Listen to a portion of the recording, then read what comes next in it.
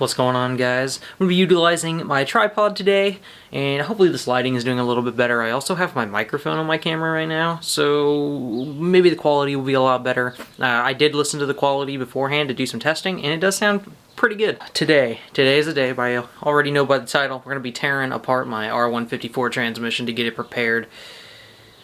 Maybe that's too much of a hint. I mean, we're going to be tearing apart the r154 just to see the damages. Just my hydraulic throwout bearing. Totally needs cleaned up. It's kind of a, you know, it's just a little bit dirty, but that's okay, right?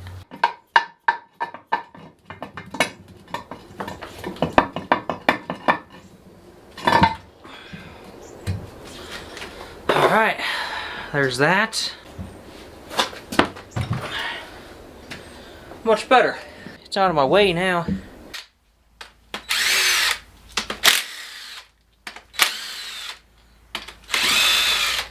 Okay, so quick little thing, I never ever showed this before. This is what I did to stop my fluid from blowing out of my transmission. Now this is a sponge. It's a pretty large size. I was trying to see if I could find one here somewhere, but I don't think I can. Anyways, this sponge here, I actually cut out a piece to fit over my shaft here. And essentially what this does is when your fluid blows out of the housing up here, it actually blows out around this gasket as well. So putting this in here, what it's supposed to do is it lets air come through, and by the time your pressure is built up, you've let off the gas, the fluid gets caught in the sponge, and then the air comes through, so that you don't really do it. What I actually found out, and I don't know why it took me so damn long to figure out, is that this housing is for a W58, and I don't know why the hell it's always been like this, but it took me so long to figure it out, and it took me seeing Austin's to figure out that this is not even an R154 extension housing, so I have to get a new one. And as you can see, I pretty much wreck my gasket.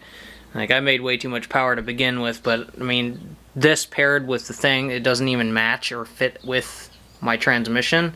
It just doesn't really work. So I'm not really looking forward to busting this thing in half, because it's gonna make a mess, and I just cleaned. Next thing we're gonna do is we're gonna take loose all these 14mm bolts are along the end here. Anything that looks like it goes all the way through, this one included. Anyways, guys, you just go ahead and hit the like button, because it took me a little bit of motivation to come out here and do this with this transmission. I've never done transmission stuff before. This is gonna be a first, man. Oh, one other thing before we take this loose.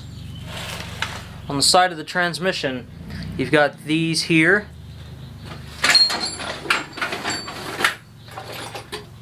They are Torx bits, and I'm pretty sure they are a T40. So a T40 Torx. Focus. Come on. So we got a T40 Torx. They should fit right in there nice and snug. Do not try to break these loose with an Allen key. Does not work, alright? I've already tried. And there's one on top.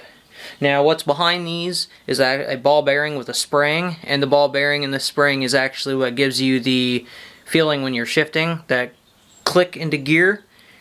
I'll show you guys when we take it all the way apart. But the ball bearing pops out of a little valley and it rolls, and when another valley comes in, it clicks into place, and that's what you get, that clunk or that clicking feeling when you're shifting.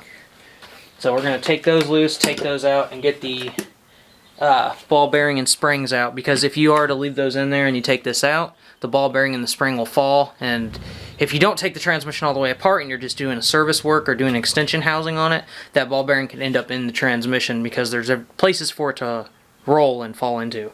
So to be safe, take them out first. Another reason I'm doing this is as a video log for me, in case I forget how things work, because Austin does have an R154 too, and you know, being the first time, I don't know everything about this like I do with the JZ, so.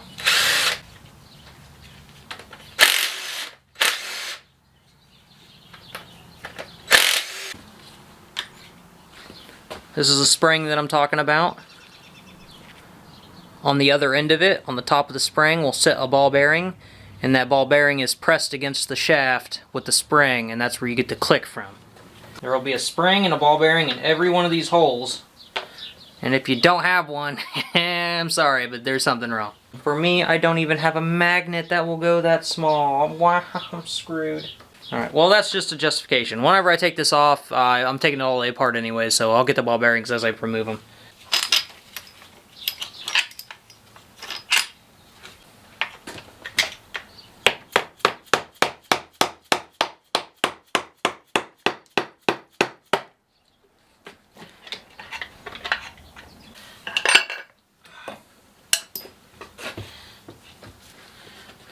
And here's what the ball bearing looks like. They're pretty large, so they're kind of hard to miss. But if you look in the transmission here, there's different places that this ball bearing can fall into the gearbox. And you do not want that, because goodbye gears. Alright guys, so I shut the camera off for a second because I was confused at the moment. But got it all worked out here. Now on the other side of the transmission here, I'll flip this up for you. You will see this side, alright? Now essentially, this sits over it, just like this. And there will be, was there 8 of them? 8 12mm bolts. Focus. 8 12mm bolts. And you will just pop this off here. And on this side, there will be snap rings. And these aren't the traditional ones with the holes, but they're still simple. They're really, really easy. There's one here, and there's one here, which I dropped. Let's pick it up. It's a much smaller one. So you've got 2 different sizes. What you're going to want to do is just pop those off there, and then this whole housing will be ready to come off.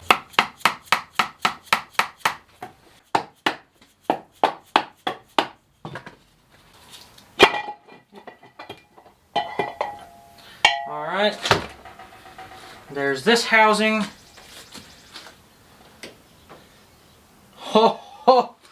Boy, she is some shiny oil. Oh, that's a lot of metal. Oh my god. Alright, let's assess the damage here. I mean, to be fair, my gear set looks good. As much crap as I just freaking beat the crap out of it. But the first gear thrust washer is what was the issue here. So. Alright, so after you've accomplished that, there will be these little clips here. Alright, they're actually held in. They hold these rods in, and these are the shift rods. You're going to want to take out a couple 10mm bolts. These will be what are holding in the shift forks here and here, and then there's one right on the other side up here, which I have already removed. As you can see right here, it went to the other side. Here are the valleys. The ball bearings sit in these, and whenever you push out, it rolls up the side of the valley. As you can see, it's not vertical. It's it's literally a valley, and then it moves. And it rolls across the shaft, falls into the other valley, and that's where you get your clunk, clunk, clunk from. For a little bit, I was having issues with these clips here. I did get the first one out, and I'm going to go ahead and just slide this guy out of here. It's, you know, a dead blow is always good. You're just going to want to take these forks, and you're going to want to put them back on their own shafts. That way you don't get things mixed up. Things like this, you definitely don't want to get mixed up, so just whenever you get it off, just go ahead and put the bolt back in it and set it aside, so that way you got everything marked out. If you want to, you can take a marker, mark it out, but with my video, obviously, you don't really need to do that because you can just come back and see how it's done. Alright, so this clip here, now everything's out of the way. Go ahead and move it to where we can. Now you're going to want to make sure you're paying close attention to this clip, because what you're going to do is you're going to stick one screwdriver on one end of it. See if I can zoom in some more here. So that's as far as I can do. So you're going to put this one flathead on one end of it and the other flathead on the other. You're going to bring them together and you're just going to hit it. One good hit on the palm. Yeah, you're going to want to make sure that you don't lose these. Both times knocking these things out, they flew away. So make sure you're listening for them to land. So this one's out. Oh, right. The ball bearing is still in this.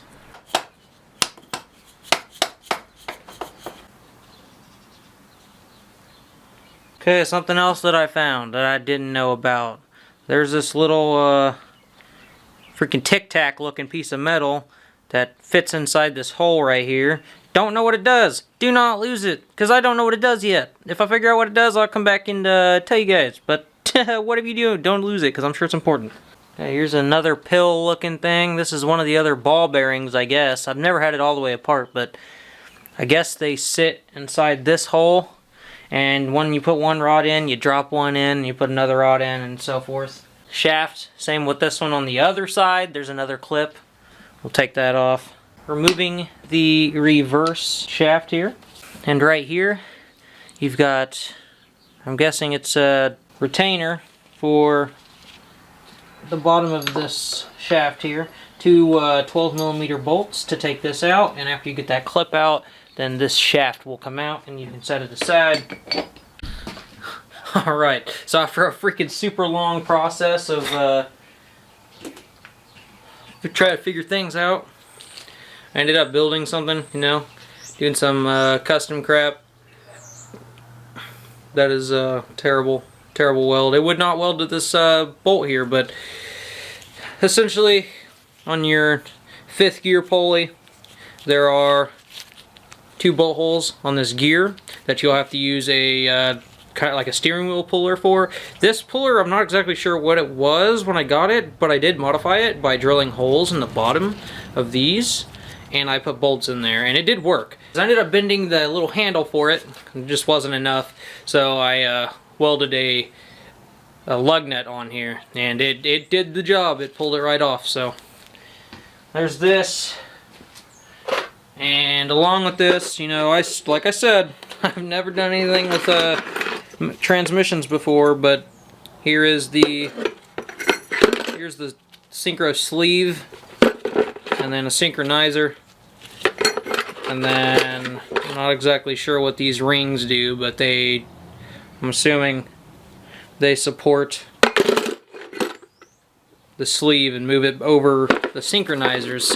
So just be wary whenever you're pulling this apart that there are little steps in here, these little pieces right here, that for some reason like to fall. So there's 3 of them per sleeve, I'm pretty sure. That's what I counted on this one. But I'm gonna put all of those in that and continue on. Oh, guess it does. Oh baby! Oh, that's not what I broke, is it? Okay. Oh, I got worried. Here's a set of roller bearings. I thought I broke it. I'm assuming that it just does that.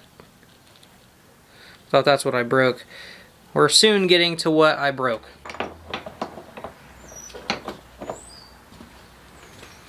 This is 5th gear, I'm pretty sure. Bro, I don't know what any of this stuff is. Here's, this is the next thing in the set. I'll figure this all out later. You guys are in for the freaking treat with me. But, I don't know if it's just a spacer. Obviously, there's some spots here that allow oil to get through. Pretty sure I can get this, these shafts out of here together. We'll see what happens. Yep. Alright. This one here, I know exactly what it is. This is the input shaft. This is what your clutch goes on. And then bearing. And then this is the transfer gear that actually transfers the power into the counter shaft. And then into the shaft to the output shaft. That is... Why is it like that? Look at this. That is a weird textured bearing, man. I don't know what the heck. Here's the counter shaft. It's all one piece. It's what the first gear I told you transfers power.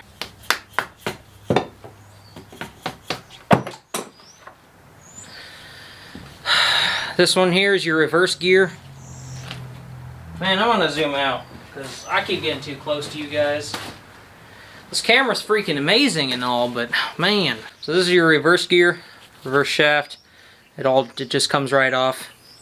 You can see on the inside here, there's an area on the inside that allows oil to get through and on the shaft, because this gear does in fact rotate on the shaft.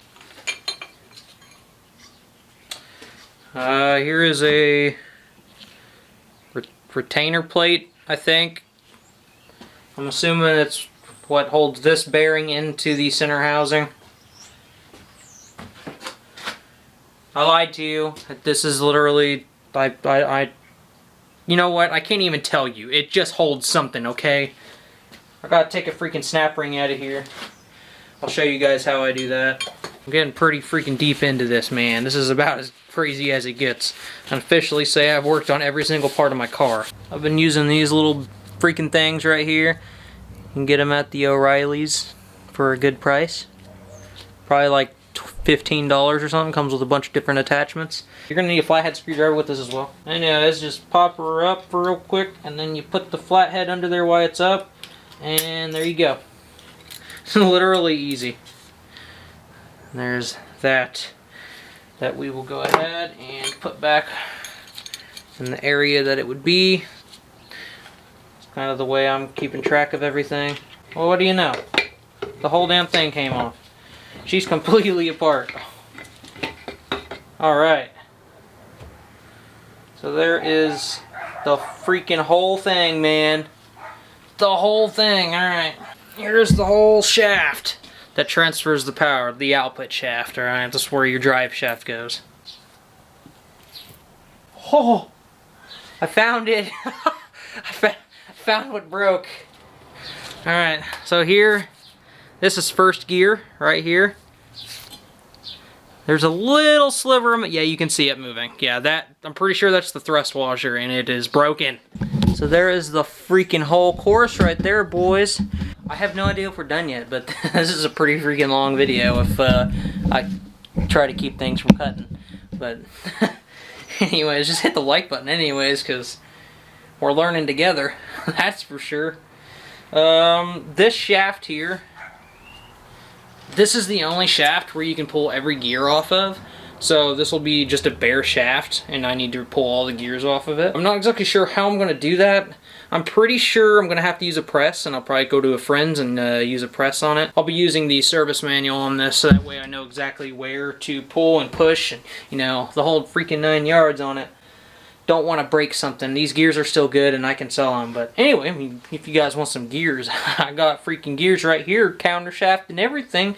Just hit me in the comments and let me know if you guys want it, and I'll sell it to you shipped for a good price. Ow! Smashed my finger, man. I forgot to show you guys this. This is the nut that is actually on the back side of the counter shaft. This is the nut on the counter shaft, alright? This is a, let's see here, I think pretty 32, yeah, 32. These are 32 on it. I'm not going to tell you how I broke it loose with this, because I'm going to let you guys think about that on your own. If you guys have an impact, I would recommend doing that. Yeah, just, I'm not going to tell you how I did this, so if you guys probably already have the idea how I did it, you can just go ahead and give her a go. But I'm not responsible. Hit the like button for this, because oh man, this is quite the experience, I'd have to say.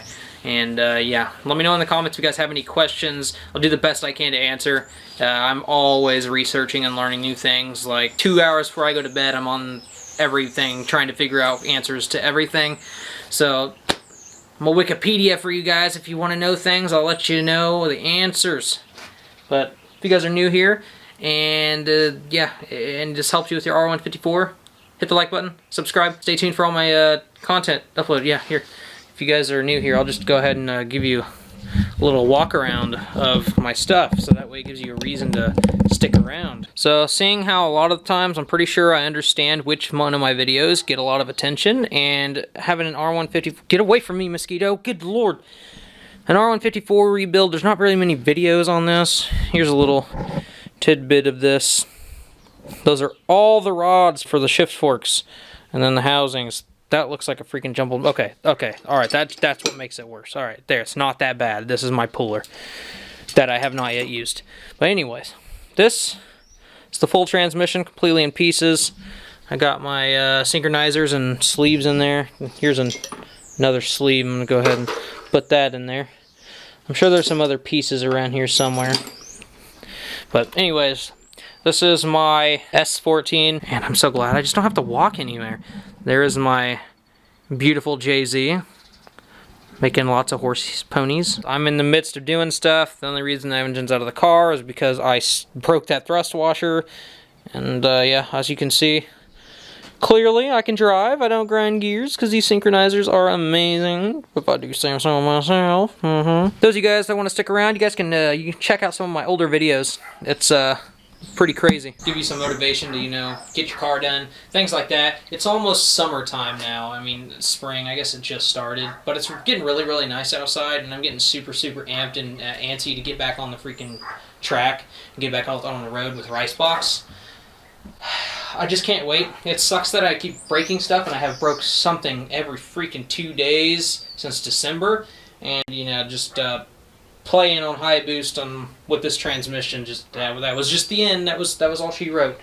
But yeah, that's gonna be it for this video. Do as I say. Catch you guys in the next one. Later.